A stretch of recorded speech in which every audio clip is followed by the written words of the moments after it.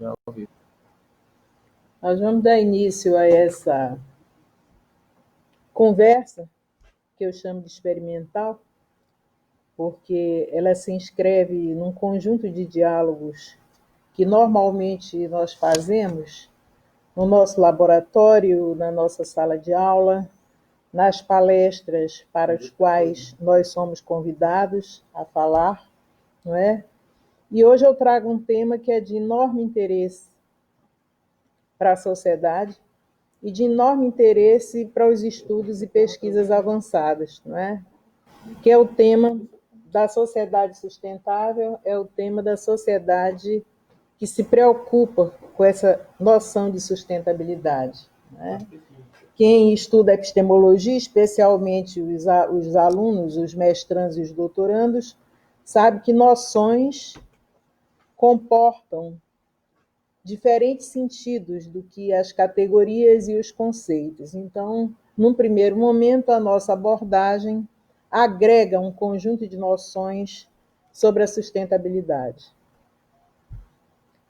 Eu digo que o tema é oportuno porque ele tem sido objeto, nos últimos 40 anos, de constantes debates, não é? Debates em torno daquilo que, no primeiro momento, é existencial, é advindo das preocupações com o cotidiano, com o vivido, mas, ao mesmo tempo, é um tema que se debate interdisciplinarmente, em quase todos os campos do conhecimento científico organizado, e mesmo fora do conhecimento científico organizado, se debatem as noções de sustentabilidade. Então, eu diria que o tema da sustentabilidade está no cerne da preocupação humana com o futuro. Acho que essa é a primeira coisa que se deve sublinhar. É óbvio que toda a experiência do vivido, não é, parte do presente, mas o cerne da preocupação é a continuidade, é o futuro. Esta sociedade de risco, onde nós vivemos hoje, é síntese da produção humana do poder difuso em ordem mundial planetária, que gerou as bases da incerteza, que tornou aguda a dialética contraditória entre a confiança e a desconfiança frente ao conhecimento. Fragilizou a convicção de que a razão humana poderia controlar mecanismos históricos de evolução e que a ciência poderia identificar e intervir sobre todos os mecanismos causais de manutenção da vida, sobretudo da espécie humana sobre a Terra. Então, essa é a primeira apreciação. Nós vamos, de alguma forma, evoluir para uma leitura de, no máximo, uns 10 minutos, depois centrar em alguns conceitos que eu considero fundamentais, a partir da contribuição de alguns estudiosos, cuja bibliografia fundamental eu vou apresentar aqui, e depois nós vamos abrir para um comentário sobre as aplicações dessas próprias noções que nós estamos lidando nessa livre.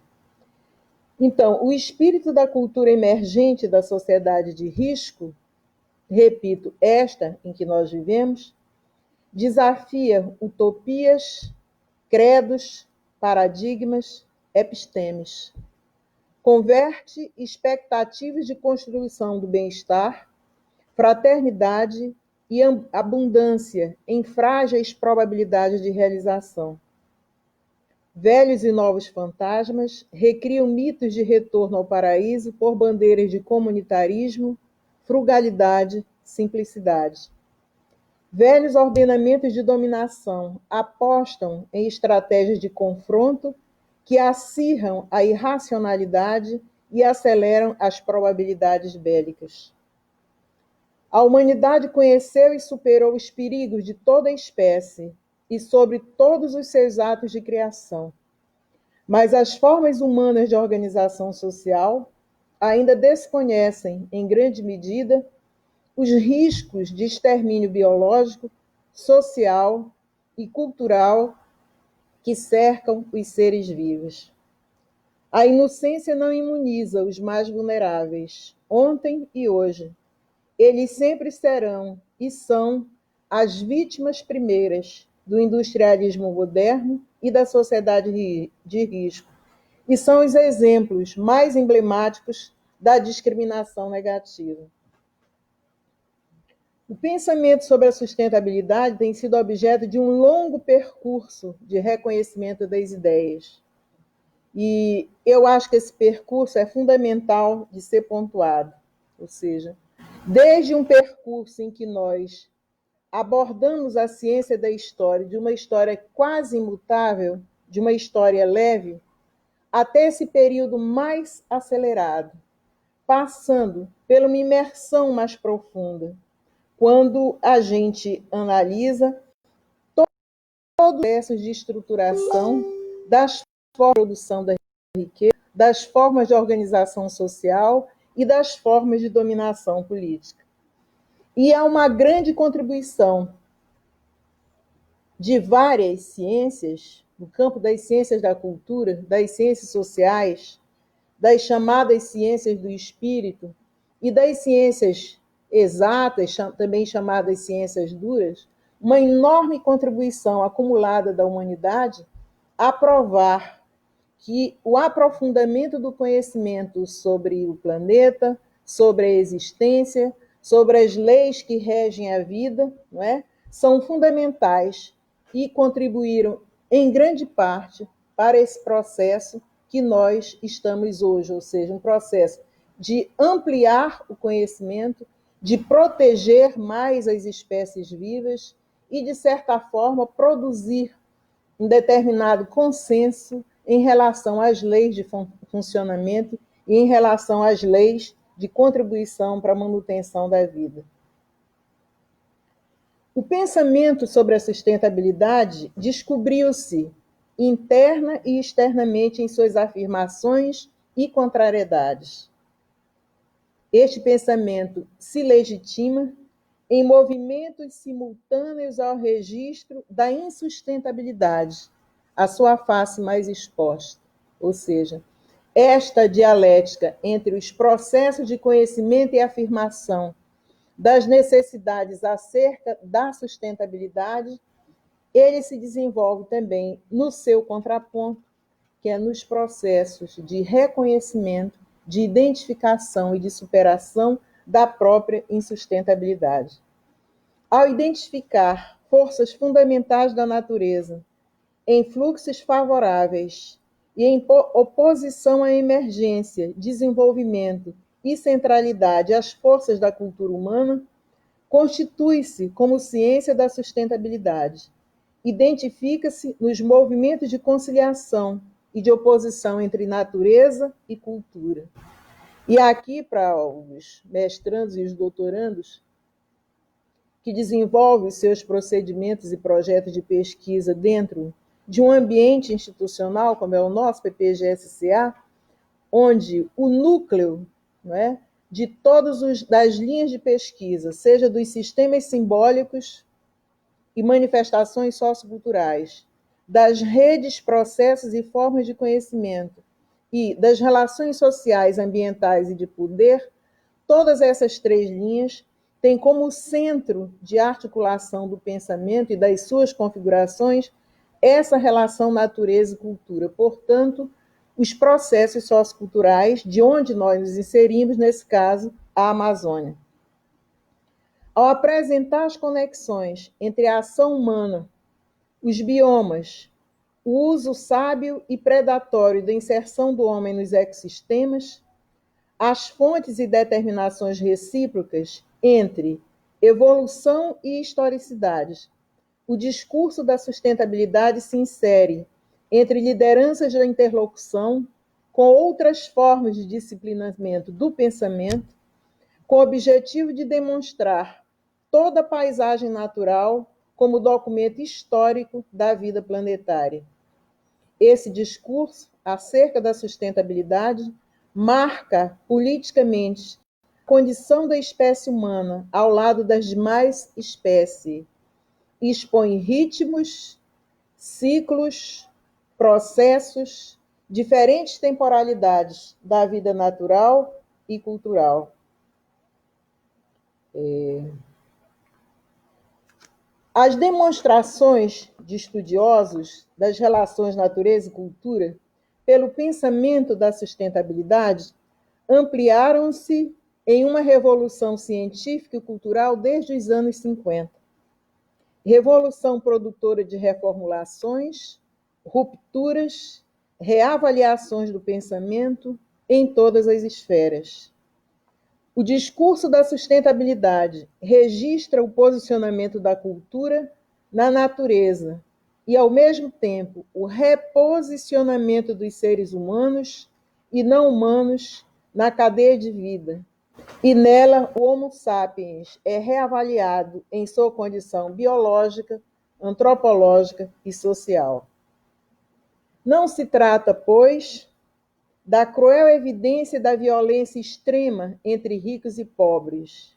Isso também está incluído nessa dimensão da sustentabilidade. Violência que é naturalizada pela imparcialidade da notícia.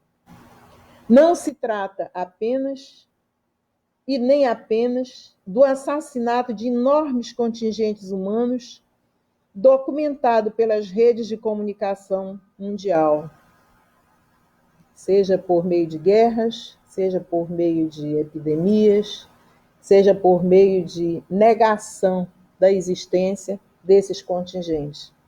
Assiste-se a toda hora ao êxodo de crentes, ao extermínio dos abandonados, os amaldiçoados dos mares, dos desertos, das florestas, os despossuídos das cidades, famélicos, refugiados, desterritorializados, órfãos da terra, das letras e dos direitos. Contingentes populacionais sem Deus, com Deus, sem partido, com partido, sem honra, sem valor.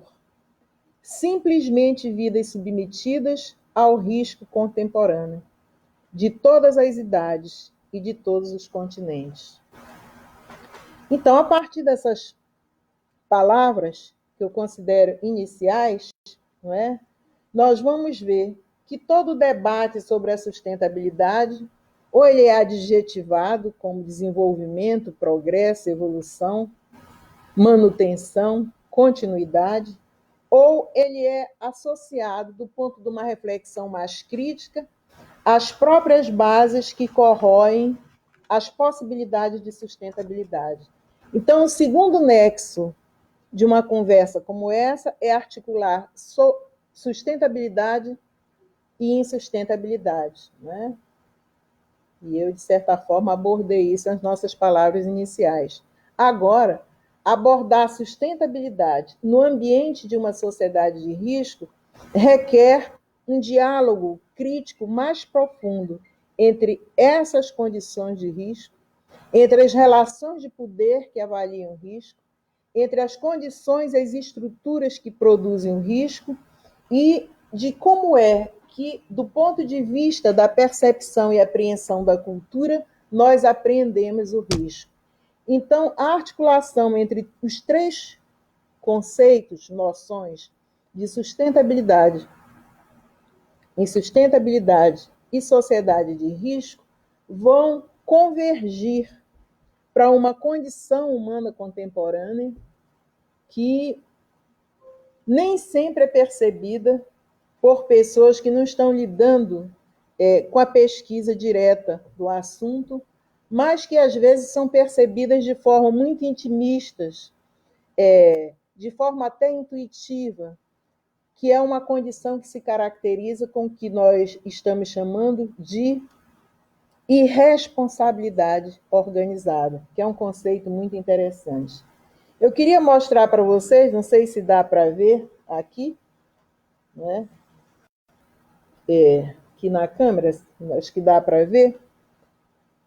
É um livro muito interessante, na verdade, um estudo de fôlego sobre sociedade de risco, do Beck, que é uma das fontes das quais nós estamos extraindo comentários e redigimos um texto sobre isso. Uma outra fonte, que é uma apreciação crítica da noção de desenvolvimento sustentável e de todas as iniciativas que transformaram essa noção em força política para a produção de políticas públicas ou de iniciativas de grupos, de partidos políticos e de iniciativas sociais com vistas a minimizar a sociedade de risco. Não é? Então, nós vamos passar, então, ato seguido, para uma tela, né, onde nós vamos trabalhar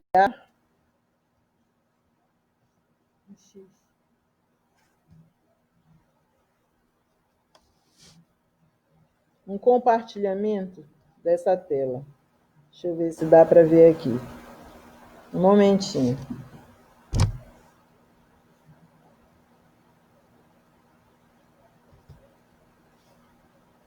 Então,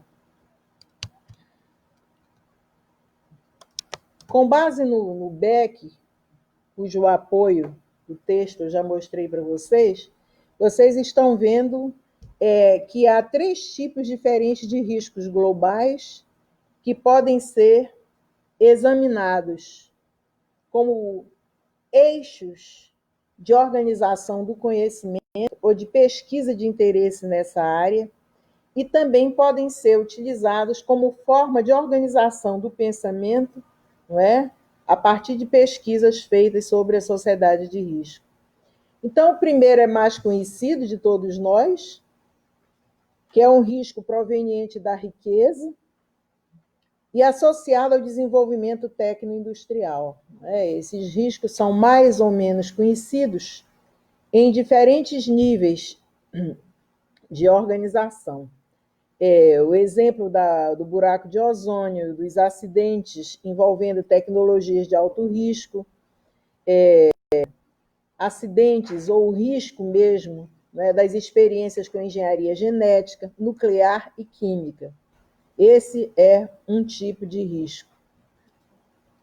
O outro são aqueles condicionados pela pobreza, né? Então, desde o relatório Brundtland, nós temos uma configuração mundial desse risco associado à pobreza.